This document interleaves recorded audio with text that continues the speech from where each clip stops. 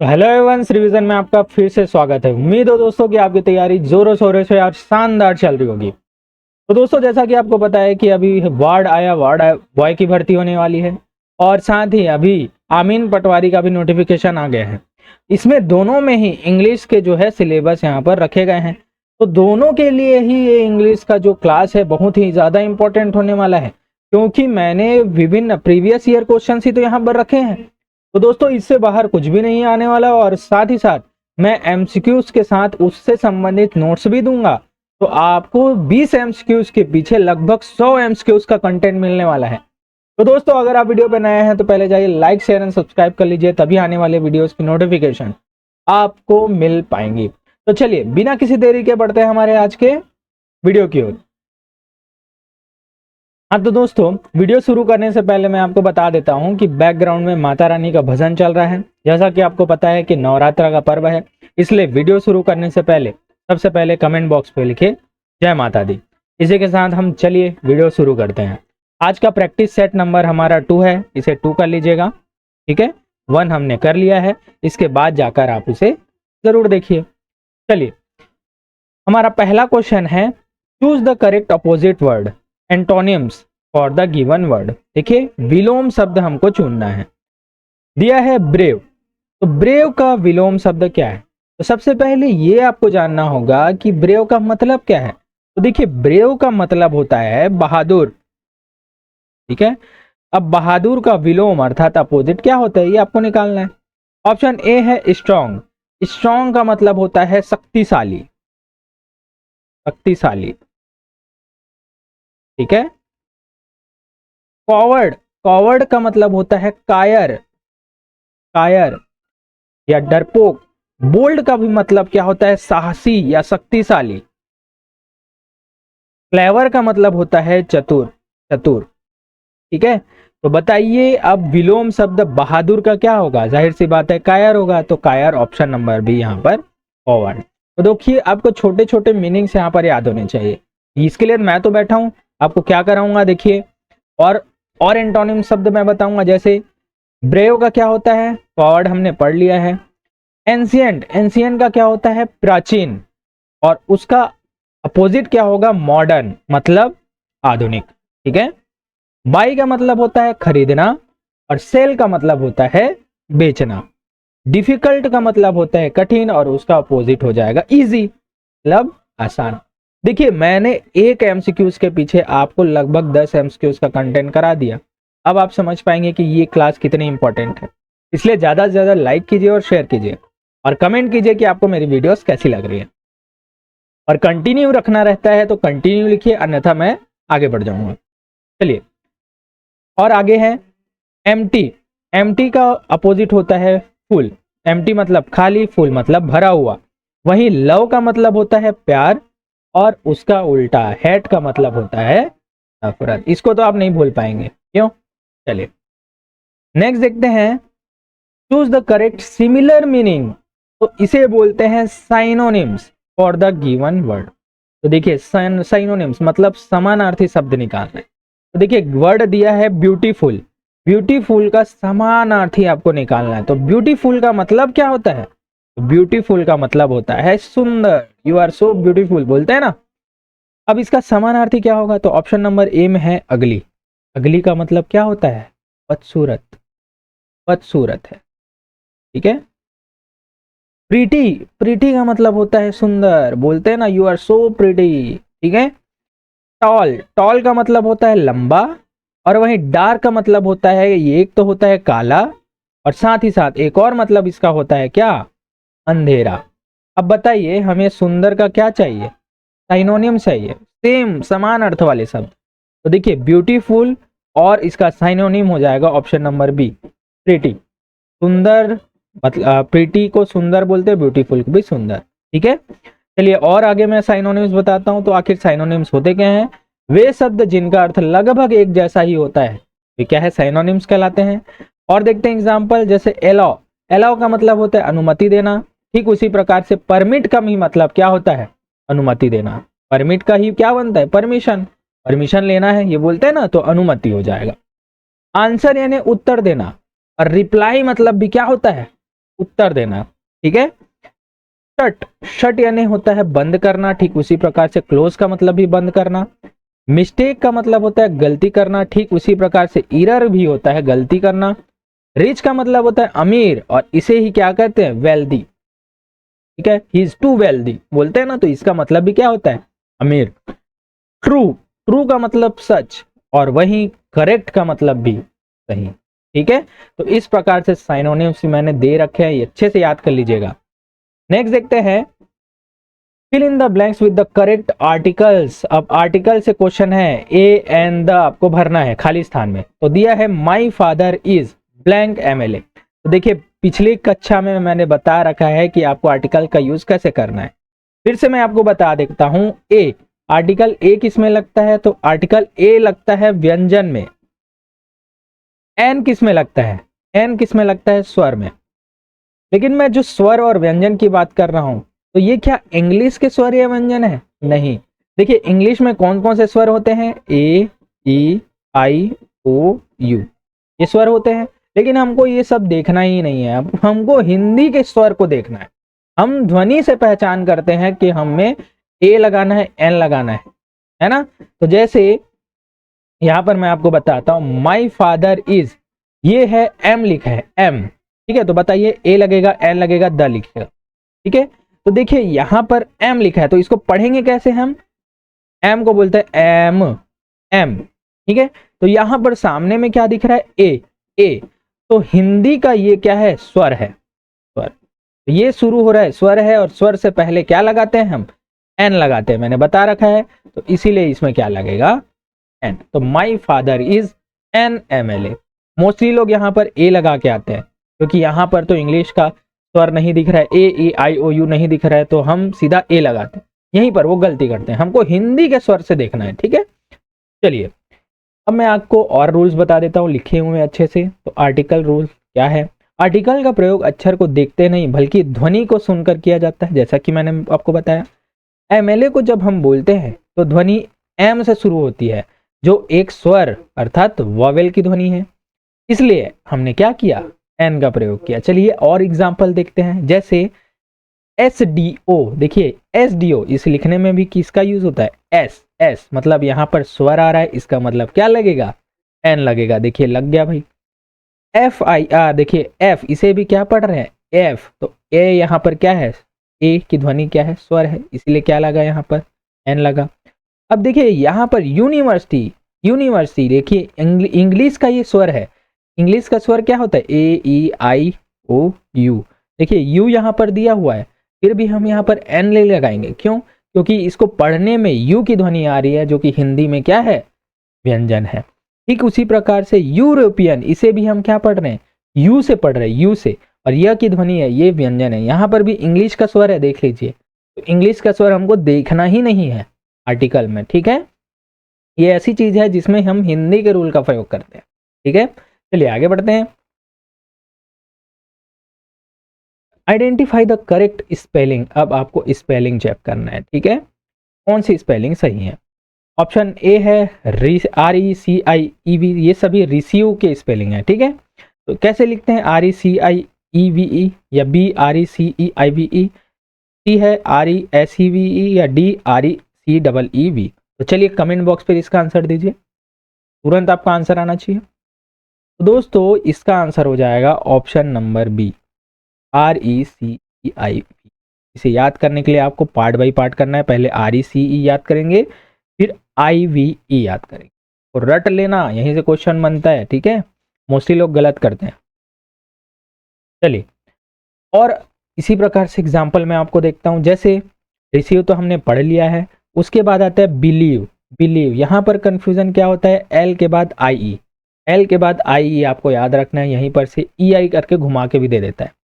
फिर है गवर्नमेंट, तो गवर्नमेंट में लोग ना एन को भूल जाते हैं, एन को, क्योंकि गवर्नमेंट बोलते हैं एन को भूल जाते हैं, इसलिए स्पेलिंग यहाँ पर नहीं लिख पाते। तो G O V E R N M E N T होता है, ठीक है। नॉलेज, नॉलेज में जो डी साइलेंट होता है ना, इसलिए वो डी को भूल जाते हैं, इसलिए आपको डी याद रखना है कि नॉलेज में डी आता है। वेडनेसडे, देखिए वेडनेसडे को आपको याद रखना है, वेडनेसडे, इस प्रकार से आप याद रख सकते हैं। फेब्रुअरी, तो फेब्रुअरी में ना मोस्टली क्या करते हैं, आर को भूल जाते हैं, ये वाला बीच वाला आर को, फेब्रुअरी फेब्रुअरी, ठीक है। तो आर को वो क्या है, भूल जाते हैं, इसलिए इसे भी आपको याद रखना है। तो इसी प्रकार से मैं बहुत सारे सेट आपको लाऊंगा, तो सिर्फ प्रैक्टिस सेट से ही पूरा आपका सिलेबस कंप्लीट हो जाएगा, ठीक है। चलिए नेक्स्ट देखते हैं, choose the correct plural form of the word baby. तो प्लूरल का मतलब होता है बहुवचन और सिंगुलर का मतलब क्या होता है, एक वचन। तो आपको बेबी, बेबी का बहुवचन निकालना है, ठीक है। तो बेबी का बहुवचन ऑप्शन नंबर ए है बेबीज, YS, बेबीज IES, सी बेबीज ES लगा है, या डी बेबी, ठीक है। तो देखिए इस प्रकार से चीज़ों में मैं सबसे पहले आपको बता देता हूं कि कैसे बेबी का आंसर क्या हो जाएगा। तो बेबी का आंसर हो जाएगा ऑप्शन नंबर बी, बेबीज। तो देखिए ये आया कैसे, मैं आपको और रूल बताता हूं किस प्रकार से ये रूल बनते हैं, है ना। चलिए प्लूरल का रूल क्या है, जिन शब्दों के अंत में वाय हो और वाय से ठीक पहले कोई व्यंजन हो तो वाय को हटाकर IES लगाते हैं। तो देखिए कैसे कहा गया, जैसे यहां पर बेबी का ऑप्शन था, ठीक है, बेबी को हमको प्लूरल बनाना था। तो जिसके अंत में सबसे पहले हमने देखा कि वाय है, जी हाँ वाय है। अब वाय के पहले हमने देखा कि क्या ये स्वर है या व्यंजन, तो ये हमें क्या मिल गया, ये व्यंजन मिल गया। तो जब इस प्रकार से अंत में वाय हो और उसके पहले व्यंजन हो तो हमको वाय को हटाना होता है और उसके जगह में IES जोड़ना होता है। तो इसका प्लूरल क्या हो जाएगा, BAB, वाय को हटाए उसके जगह में क्या जोड़ दिया, IES, इसलिए प्लूरल क्या हो जाएगा, बेबीज, ठीक है। अब दूसरा जैसे एग्जाम्पल और देखें, ये बेबी का हो गया, ठीक उसी प्रकार से सिटी दिया है। तो देखिए अंत में वाय है और उसके पहले व्यंजन है, टी है, तो वाय को हटाकर IES जोड़ दिया गया, सिटीज बन गया। ठीक उसी प्रकार से आर्मी में है, वाय है अंत में, उसके पहले व्यंजन है, तो वाय को हटाकर क्या जोड़ दिया गया, IES, ठीक है। अब दूसरा देखें कि अंत में वाय है लेकिन उसके पहले यदि स्वर हो गया तो क्या करेंगे, तो क्या करेंगे, तो हमको वाय को नहीं हटाना है, सिर्फ एस लगा देना है, सिर्फ एस लगा देंगे, हमारा जो है प्लूरल बन जाएगा, कुछ नहीं करना। देखिए जैसे एग्जांपल देखिए बॉय, तो अंत में वाय है और इससे पहले ओ है, ओ क्या है, एक स्वर है, तो हमको वाय को नहीं हटाना, सीधा लास्ट में क्या जोड़ देना है, एस, तो बॉय का प्लूरल हो गया बॉयज। ठीक उसी प्रकार टॉय का प्लूरल हो जाएगा टॉयज। उम्मीद है आपको चीजें समझ में आई होंगी, कुछ भी तकलीफ नहीं हो रही होगी और मजा आ रहा है तो यार क्या बोलो, जय माता दी। चलो आगे बढ़ते हैं।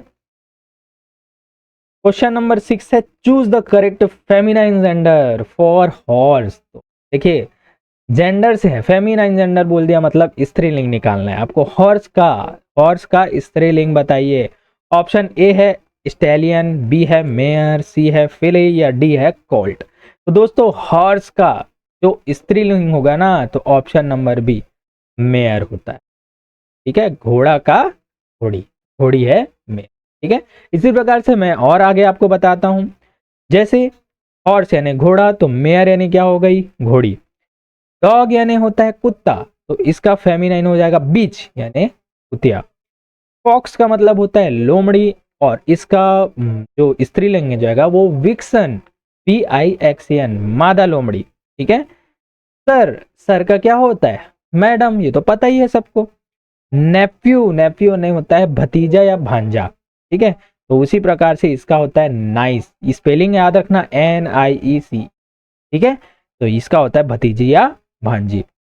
फिर होता है हीरो, हीरो का क्या होता है, हीरोइन, मोस्टली लोगों को पता है, ठीक है। तो इस प्रकार से जेंडर के भी मैं क्वेश्चन कराते रहो, कल 10 कराए थे, आज 10 हो गए, इसी प्रकार से 20 हो गए। अगर मैं 10 प्रैक्टिस सेट ले आता हूं तो 100 आपको क्या है ऐसे ही याद हो जाएंगे यार, और कुछ करना है क्या, नहीं, सारी मेहनत मैं कर दे रहा हूं आपके लिए, और आप क्या है इसको शेयर भी नहीं कर पा रहे, इतने हलाल हैं। चलिए नेक्स्ट देखते हैं, fill in the blank with the correct preposition. Preposition निकालना है भाई, रखना है यहाँ पर खाली स्थान में क्या आएगा, ठीक है। तो distribute in the sweets, distribute the sweets blank the two boys, क्या आएगा बीच में, इन आएगा, एमंग आएगा, बिटवीन आएगा, ऑन आएगा। देखिए ये सब चीज को जानने से पहले ना आपको ऑप्शन का जो है मीनिंग पता होना चाहिए। जैसे ऑप्शन नंबर ए है इन का मतलब होता है में, मतलब कल मैंने बताया कि किसी के अंदर, जैसे in the room, in the bottle, अंदर जाने के लिए इन का प्रयोग होता है। एमंग का मतलब होता है बीच में, के बीच, ठीक है। बिटवीन का मतलब भी क्या होता है, बीच, कंफ्यूजन आपको यही होगा। फिर है ऑन का मतलब होता है ऊपर वाला, ऊपर, सतह के ऊपर अगर कुछ चीज है तो वहां क्या लगाते हैं, ऑन। तो देखिए यहां पर लिखा है distribute the sweets the two boys, मतलब मिठाइयों को हमको दो लड़कों के बीच में बांटना होगा। तो यहां पर ऑप्शन नंबर ए तो नहीं होगा, दो लड़कों में बांटना होगा, ये तो नहीं है क्योंकि वो अंदर के लिए यूज होता है। ऑन भी यूज नहीं होगा क्योंकि ऑन सरफेस के ऊपर के लिए यूज होता है। अब आता है एमंग और बिटवीन। एमंग का मतलब भी बीच होता है, बिटवीन का मतलब भी बीच होता है। लेकिन दोस्तों आपको याद रखना चाहिए कि जब दो व्यक्तियों के बीच में, दो व्यक्तियों के बीच में ये बीच की बात की जाए, दो व्यक्तियों के बीच की बात की जाए तो हमको बिटवीन लगाना है। और दो से अधिक व्यक्तियों की बात की जाए, दो से अधिक, ठीक है, दो से अधिक लोगों की बात की जाए तो हम लगाते हैं एम। यहां पर देखिए दो लड़कों के बीच में बात की जा रही है, मतलब हमको मिठाई को बांटना है लेकिन दो लोगों के बीच में बांटना है, इसलिए हम क्या लगाएंगे, ऑप्शन नंबर सी बिटवीन लगाएंगे दोस्तों। इसलिए option number C between correct होगा, ठीक है। अगर दो से अधिक, अगर लड़कों में बांट दो बोलता ना तो क्या लगाते, एमंग द बॉयज। यहाँ पर टू नहीं होता तो क्या लगाते, हम एमंग लगाते। इस बात को आपको याद रखना है, ठीक है। चलिए और मैं आपको बताता हूं, बिटवीन का मतलब जैसे मैंने बता रखा है कि इसका प्रयोग सिर्फ दो व्यक्तियों या वस्तुओं के बीच होता है। जैसे एग्जांपल है the match is between India and Australia, India और ऑस्ट्रेलिया के बीच में है। एमंग का प्रयोग दो से अधिक व्यक्ति या वस्तु के लिए होता है। जैसे distribute the sweets among all the students लिख दिया, टू स्टूडेंट्स नहीं लिखा, एमंग ऑल द स्टूडेंट मतलब सभी बच्चों में बांट दो, तो इसलिए एमंग का यूज यहां पर हुआ, ठीक है। चलिए आगे बढ़ते हैं। क्वेश्चन है a group of soldier is called an, मतलब सैनिकों का समूह क्या कहलाता है, ठीक है।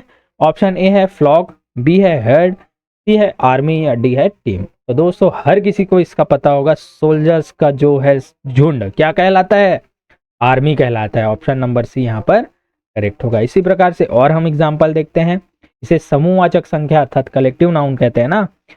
जैसे एक ग्रुप ऑफ शीप है ना, भेड़ों का झुंड को क्या कहते हैं, भेड़ों का झुंड को फ्लॉक कहते हैं। एक ग्रुप ऑफ कैटल, कैटल के झुंड को क्या कहते हैं, हेर्ड कहते हैं, ठीक है। एक ग्रुप ऑफ प्लेयर्स, खिलाड़ियों के समूह को क्या कहते हैं, टीम कहते हैं। और वहीं अ ग्रुप ऑफ फ्लावर्स, फूलों के समूह को क्या कहते हैं, इसी को कहते हैं बंच या इसी को कहते हैं बकेट। बकेट का स्पेलिंग आपको याद रखना है BOUQUE, ये भी पूछा जाता है। अ ग्रुप ऑफ स्टूडेंट्स क्या कहलाते हैं, मिलके क्या बनते हैं, एक क्लास में, ठीक है।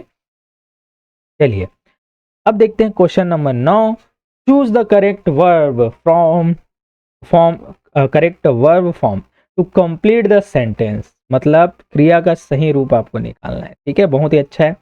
ब्लैंक दिया है I blank to the market yesterday, यहाँ पर गो का दिया है, गो, गोज, वेंट, गोन, मतलब जाना लिखा है।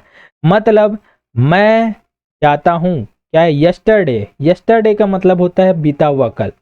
इसका मतलब क्या हुआ, मैं कल मार्केट गया था, इसका मतलब हुआ पास्ट टेंस, वो चीजें बीत गई है, मैं कल मार्केट गया था, ठीक है। तो गया था अगर इस प्रकार से यस्टरडे दिखा आपको, मतलब पास्ट टेंस हो गया, मतलब मैं मार्केट जाके आ चुका हूँ, ठीक है। तो हमको यहाँ पर गो का सेकेंड फॉर्म लगाना है, गो का सेकेंड फॉर्म क्या होता है, सेकेंड फॉर्म होता है गो का वेंट होता है, और ठीक इसी प्रकार से थर्ड क्या होता है, गॉन, ठीक है। तो हमको सेकेंड फॉर्म, ये वर्ब का सेकेंड फॉर्म ही क्या कहलाता है, पास्ट फॉर्म, और थर्ड फॉर्म क्या कहलाता है, पास्ट पार्टिसिपल, कल मैंने पूरी चीजें बताई हैं। तो हमको वर्ब का सेकेंड फॉर्म चाहिए, तो क्या हो जाएगा, option number C, I went to the market yesterday होगा, ठीक है।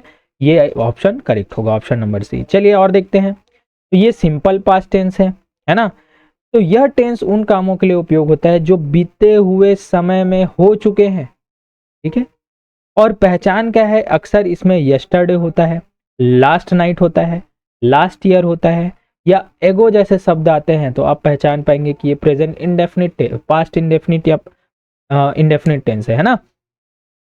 तो नियम क्या बोलता है, सब्जेक्ट चाहे कोई भी हो, आई वी यू दे करता कोई भी हो, ठीक है, या इट कुछ भी लगाओ, वहां पर आपको वर्ब का सेकेंड फॉर्म बस लगाना है। सबसे इजी टेंस है ये, ठीक है, पास्ट इंडेफिनिट टेंस, बस वर्ब का सेकेंड फॉर्म लगाना है, आपका आंसर आ जाएगा।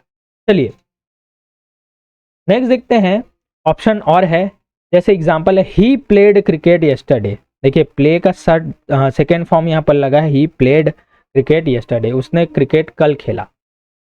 दे केम हेयर लास्ट वीक, देखिए ये कम का सेकेंड फॉर्म है, कम का सेकेंड फॉर्म, वर्ब का second form, they came here last week. तो यहाँ पर से आप टेंस भी पहचान सकते हैं, कौन सा टेंस है, टेंस पहचानने भी आपको पूछा जा सकता है, ठीक है।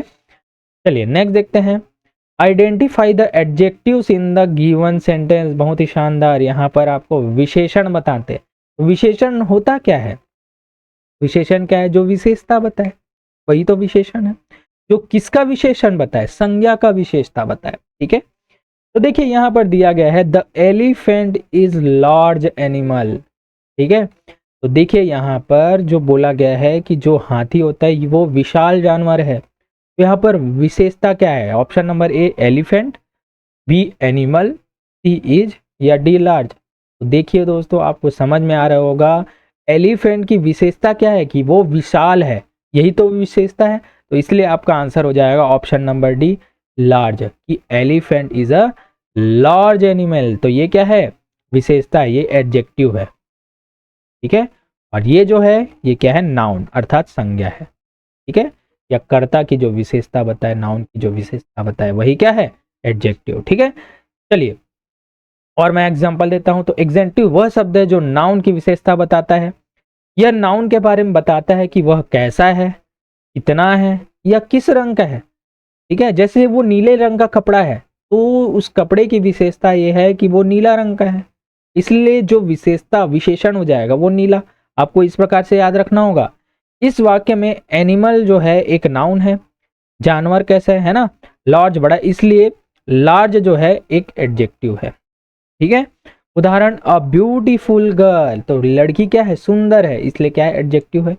ए टॉल ट्री, मतलब ट्री जो है लंबा है, ट्री कैसा है, लंबा है, तो ट्री की विशेषता बताई जा रही है।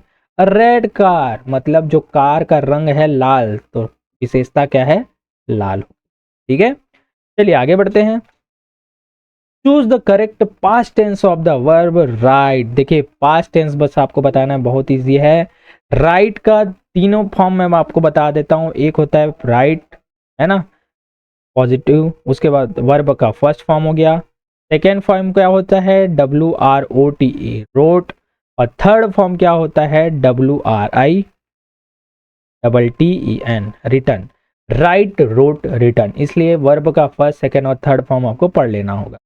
तो देखिए राइट का सेकेंड फॉर्म क्या हो जाएगा, या पास्ट फॉर्म क्या हो जाएगा, रोट हो जाएगा। ऑप्शन नंबर सी यहाँ पर करेक्ट होगा, ठीक है। चलिए और मैं आपको बताता हूँ कौन कौन से दिए हैं, जैसे यहाँ पर कुछ एग्जाम्पल है, जैसे यहाँ पर first form, second form, third form लिखा हुआ है। ड्रिंक का क्या होता है, ड्रैंक, ड्रंक, सेकेंड फॉर्म हो जाएगा ड्रैंक और थर्ड फॉर्म ड्रंक। इसी प्रकार से सिंग का हो जाएगा सैंग, संग, स्पीक का हो जाएगा स्पोक, स्पोकन, टेक का हो जाएगा टुक, टेकन, गिव का हो जाएगा गेव, गिवन। इन चीज़ों को आपको याद रखना है, ठीक है। इसी प्रकार से मैं हर प्रैक्टिस सेट में कराऊंगा, आपका पूरा वर्ब भी खत्म हो जाएगा। चलिए आगे बढ़ते हैं, rearrange the jumbled words to make a meaningful sentence. देखिए भैया मीनिंगफुल सेंटेंस बनाने के लिए आपको इस प्रकार से जमाना है, प्लेइंग आर दे क्रिकेट। तो इससे पहले मैं आपको एक चीज बताता हूँ, सेंटेंस बनाने का एक स्ट्रक्चर होता है, इस स्ट्रक्चर को आपको याद रखना होगा। कैसे, सबसे पहले आता है सब्जेक्ट, सब्जेक्ट का मतलब होता है कर्ता, उसके बाद आता है helping verb, helping verb, helping verb का मतलब होता है सहायक क्रिया, जो क्रिया की सहायता करता है। उसके बाद आता है मेन वर्ब, जो है मुख्य क्रिया, ठीक है। उसके बाद आता है जो अदर बचा ऑब्जेक्ट। तो इसे आपको याद रखना है, सबसे पहले क्या आएगा, कर्ता, फिर आएगा सहायक क्रिया, फिर आएगा मुख्य क्रिया, मुख्य क्रिया, उसके बाद आएगा अदर, जो भी आप ले लें, ठीक है। तो देखिए यहाँ पर आपको देखना है, बस ऑप्शन में चेक करना है सबसे पहले सब्जेक्ट है कि नहीं। तो देखिए दे यहाँ पर क्या है, दे प्लेइंग आर क्रिकेट, तो यहाँ पर क्या है, सब्जेक्ट है पहले दे, प्लेइंग हो गया वर्ब, लेकिन यहाँ पर हेल्पिंग वर्ब दिया है आर। तो देखिए सबसे पहले सब्जेक्ट, उसके बाद हेल्पिंग वर्ब आना था, लेकिन हेल्पिंग वर्ब को वर्ब के बाद डाल दिया गया है, तो ये जो सही क्रम नहीं है। ठीक उसी प्रकार से क्रिकेट आर दे प्लेइंग, देखिए ऑब्जेक्ट पहले दे दिया, ऑब्जेक्ट पहले दे दिया, फिर हेल्पिंग वर्ब दे दिया, तो ये क्या जमेगा, नहीं, सबसे पहले सब्जेक्ट आना चाहिए। उसके बाद देखते हैं सी में, देखते हैं सबसे पहले दे दिया है, सब्जेक्ट पहले है, कर्ता पहले है, जो काम को करता है, फिर है उसका हेल्पिंग वर्ब दिया है, आर दिया है, उसके बाद आपका वर्ब दिया है प्लेइंग, उसके बाद दिया है ऑब्जेक्ट। तो दोस्तों ये जो है करेक्ट होगा, दे आर प्लेइंग क्रिकेट। इसका मतलब भी निकलता है कि वे क्रिकेट खेल रहे हैं। इस प्रकार से मतलब को देखकर भी आप इसका आंसर निकाल सकते हैं। डी में देखिए सबसे पहले वर्ब दे दिया गया, सब्जेक्ट नहीं है ना, उसके बाद हेल्पिंग वर्ब दे दिया, उसके बाद सब्जेक्ट को बीच में दे दिया, तो ये जो है आंसर गलत होगा। तो ऑप्शन नंबर सी यहाँ पर करेक्ट होगा, ठीक है। चलिए सेंटेंस का स्ट्रक्चर क्या होता है मैंने बता दिया, सबसे पहले सब्जेक्ट होता है, फिर हेल्पिंग वर्ब, फिर मेन वर्ब, फिर ऑब्जेक्ट होता है। सब्जेक्ट उसमें क्या था, एग्जाम्पल में दे था, हेल्पिंग वर्ब था आर, और मेन वर्ब था प्लेइंग, और ऑब्जेक्ट था क्रिकेट। तो इस प्रकार से हमको जमाना था, जिसमें बनता दे आर प्लेइंग क्रिकेट, ठीक है। चलिए आगे बढ़ते हैं। Fill in the blank with the correct modal verb, आ गया भैया मॉडल, ठीक है, मॉडल वर्ब है, इसमें ज्यादा कोई परिवर्तन नहीं होता, बहुत ही आसान होते हैं। कैसे देखिए बताते, बस आपको इनका मीनिंग पता होना चाहिए। दिया है you blank respect your elders, ठीक है, तो यहाँ पर ब्लैंक की जगह में क्या आएगा, तो इसे करने के लिए आपको मॉडल्स का मतलब पता होना चाहिए। कैन का मतलब क्या होता है, सकना, सकना, ठीक है, जैसे can I do that, I can do that, ये सभी बोलते हैं मैं ये कर सकता हूं, ठीक है। मे का मतलब भी क्या होता है, सकना, सकना, लेकिन दोनों में अंतर मैं बताऊंगा। मे में यूज होता है अनुमति लेना, ठीक है, और कैन का मतलब होता है अपनी क्षमता बताना। फिर आते हैं शुड, शुड का मतलब होता है ना चाहिए, जैसे बोलते हैं ना तुम्हें ये करना चाहिए, तुम्हें वहां जाना चाहिए, यू शुड गो देयर, ठीक है। विल का मतलब होता है गागेगी, जैसे मैं करूंगा, आई विल डू दैट, वो करेगी, सी विल डू दैट, ठीक है, गागेगी।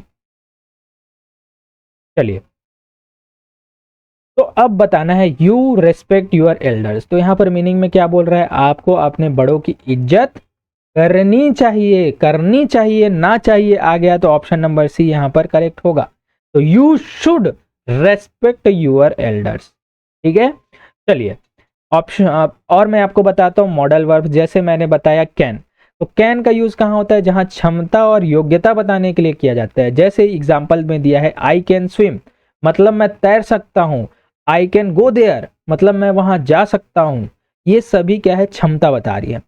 मे, के और मे दोनों का मतलब सकना होता है, लेकिन इसमें होता है अनुमति लेने या संभावना बताने के लिए। जैसे बोलते हैं ना सर मे आई कम इन, क्या मैं अंदर आ सकता हूं, या फिर बोलते हैं it may rain today, it may rain today, मतलब आज वर्षा हो सकती है, वर्षा होने की संभावना है, तो यहां पर क्या लगेगा, मे लगेगा। फिर आते हैं शुड, शुड का मतलब होता है ना चाहिए, और मस्ट का भी मतलब क्या होता है, करना ही चाहिए, ठीक है। शुड का मतलब केवल ना चाहिए, और मस्ट का मतलब करना ही चाहिए। इसका मतलब आपने क्या समझा, शुड होता है सलाह देने या कर्तव्य बताने के लिए। जैसे ये बोलूंगा ना मैं कि बेटा तुमको ये सब करना चाहिए, तभी तुम आगे कुछ कर सकते हो, अच्छे से कर सकते हो, तुम्हें बड़ों का आदर करना चाहिए, ऐसा बात नहीं करते। ये सभी मैं क्या दे रहा हूँ, सलाह दे रहा हूँ, तो यहाँ पर मैं क्या लगाऊंगा, शुड। जैसे यू शुड वर्क हार्ड, आपको कठोर परिश्रम करना चाहिए। फिर है मस्ट, अब यहाँ पर मजबूरी या फिर बहुत ज्यादा काम बताने के लिए, मतलब you must follow the rules, मतलब तुम्हें इस नियम का पालन करना ही होगा, इसे तुम तोड़ नहीं सकते। यहाँ पर हम ऑर्डर दे रहे हैं, तो यहाँ पर क्या होता है, मस्ट का प्रयोग होता है। तो आपको बस मीनिंग पता होना चाहिए, शुड का मतलब ना चाहिए, और मस्ट का मतलब करना ही चाहिए, ठीक है। आगे बढ़ते हैं।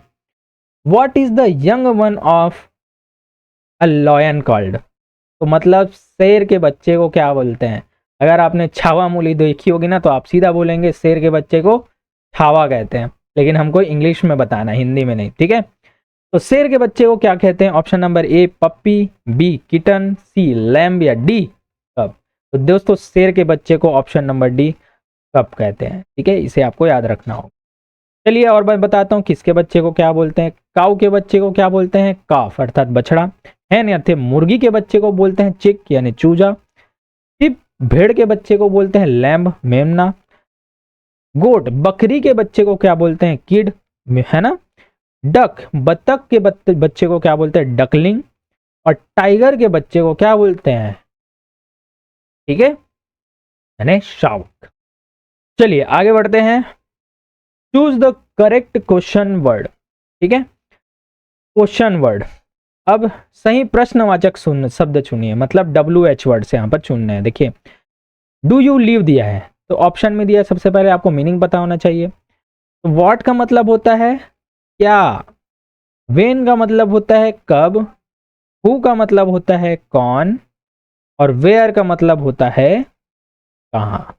ठीक है, तो यहाँ पर वेयर डू यू लिव मतलब आप कहाँ रहते हैं बोलते हैं मोस्टली, तो ऑप्शन नंबर डी यहाँ पर करेक्ट होगा। एक एक को रख के देखिए, जैसे व्हाट डू यू लिव क्या क्या आप रहते थे, वेन डू यू लिव कब आप रहते थे, वो कौन डू यू लिव कौन रहता था, तो वेयर डू यू कहाँ रहते हो, है ना, मतलब आप कहाँ रहते हो। तो इस प्रकार से आप क्या है सेंटेंस में रख रख के इसका मान निकाल सकते हैं। मान बोल रहा हूँ मैं, क्या है आंसर निकाल सकते हैं। मैथ्स पढ़ा पढ़ा के आदत हो गई है। चलिए ये सभी मैंने बता रखा है, इसे आप याद रखेंगे। व्हाट का मतलब होता है क्या, है ना, जैसे what is your name. Where का मतलब होता है कहाँ, स्थान के लिए where is the school. When का मतलब होता है कम, कब, है ना, मतलब when will you come. Who का मतलब होता है किसी व्यक्ति के लिए, तो we who is your teacher. How मतलब होता है कैसे, तो हाउ आर यू आप कैसे हैं। वाई ये नहीं होता है क्यों, कारण के लिए वाई आर यू क्यों, आप क्यों रो रहे हैं, है ना, इस सभी चीजों को आपको याद रख लेना है। चलिए अब आते हैं एडवर्ब, मतलब क्रिया विशेषण के बारे में। क्रिया विशेषण, ठीक है, निम्नलिखित वाक्य में क्रिया विशेषण को पहचानिए। जो क्रिया की विशेषता बताता है, एडजेक्टिव क्या होता है, संज्ञा की विशेषता बताता है, लेकिन अभी क्रिया की विशेषता कौन बताएगा ये आपको बताना है। The old man walked slowly, मतलब जो वृद्ध आदमी था वो कैसा चलता है, धीरे, मतलब धीरे चला, वो बहुत धीरे चला। वॉक्ड बोला ना मतलब धीरे चला, पास्ट टेंस हो गया। तो यहाँ पर बताइए, यहाँ पर क्रिया विशेषण क्या है जो क्रिया की विशेषता बता रहा है। तो देखिए यहाँ पर क्रिया की विशेषता कौन बता रहा है, देखिए क्रिया क्या है यहाँ पर, सबसे पहले ये देखिए, तो वॉक, वॉक यानी चलना, चलना जो है एक प्रकार की क्या है क्रिया है। अब ये कैसे चलता है, कैसे चलता है मतलब धीरे चलता है, तो चलने की विशेषता क्या है कि वो धीरे चल रहा है, इसलिए आपका आंसर हो जाएगा स्लोली। स्लोली धीरे जो है इस वॉक क्रिया की विशेषता बता रहा है, तो आपका आंसर हो जाएगा ऑप्शन नंबर। ठीक है, ये चीजें आपको याद रखनी है। चलिए आगे बढ़ते हैं। एडवर्ब क्या है मैं आपको बता देता हूँ। एडवर्ब वह शब्द है जो वर्ब की विशेषता अर्थात क्रिया की विशेषता बताता है। यह बताता है कि काम कैसे हुआ। इस वाक्य में वॉक्ड जो है चला एक क्रिया है, तो आदमी कैसे चला, धीरे धीरे चला, तो इसलिए स्लोली क्या है एडवर्ब है। पहचान क्या है, ज्यादातर एडवर्ब के अंत में क्या होता है, एल वाई लगा होता है। जैसे एग्जांपल है क्विक, क्विकली इसका एडवर्ब है ना, लाउड का लाउडली, तो ये क्या है एडवर्ब। ब्यूटीफुल, ब्यूटीफुली, ये क्या है एडवर्ब। इस प्रकार से आपको याद रखना है। ठीक है, ट्रिक भी मैंने बता दी। नेक्स्ट देखते हैं, विच सेंटेंस इज ग्रामेटिकली करेक्ट।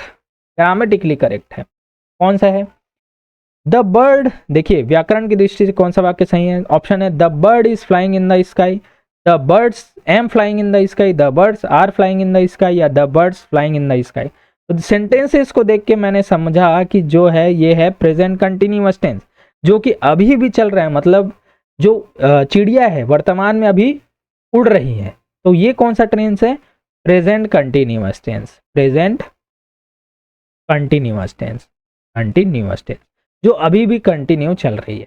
तो देखिए यहाँ पर सबसे पहले कंटिन्यूअस टेंस का फॉर्मूला क्या होता है, सबसे पहले सब्जेक्ट होता है, फिर हेल्पिंग वर्ब इज, एम या आर लगता है ना, और उसके बाद क्या होता है, वर्ब का फर्स्ट फॉर्म के साथ क्या लगता है, आईएनजी, फिर क्या लगता है ऑब्जेक्ट। इस प्रकार से रहता है।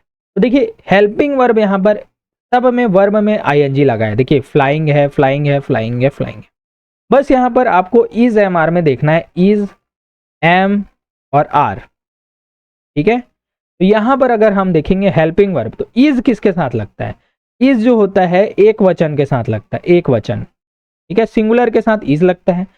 एम हमेशा किसके साथ लगता है, आई के साथ, और किसी के साथ नहीं लगता। आर किसके साथ लगता है, बहुवचन, बहुवचन अर्थात प्लूरल के साथ लगता है। तो देखिए यहाँ पर द बर्ड्स इज फ्लाइंग, देखिए बर्ड्स जो है प्लूरल है, प्लूरल के साथ क्या लगता, आर लगता, लेकिन यहाँ पर इज लगा दिया गया है, तो ये क्या हो जाएगा, गलत। इज हमेशा एक वचन के साथ लगेगा। द बर्ड्स एम, देखिए प्लूरल के साथ एम, एम सिर्फ किसके साथ लगता है, आई के साथ, तो ये भी गलत है। द बर्ड्स आर, देखिए ये जो है प्लूरल है, बहुवचन है, और देखिए बहुवचन के साथ क्या लगता है, मैंने बताया आर लगता है, फिर फ्लाइंग इन द स्काई, तो ये जो है करेक्ट होगा।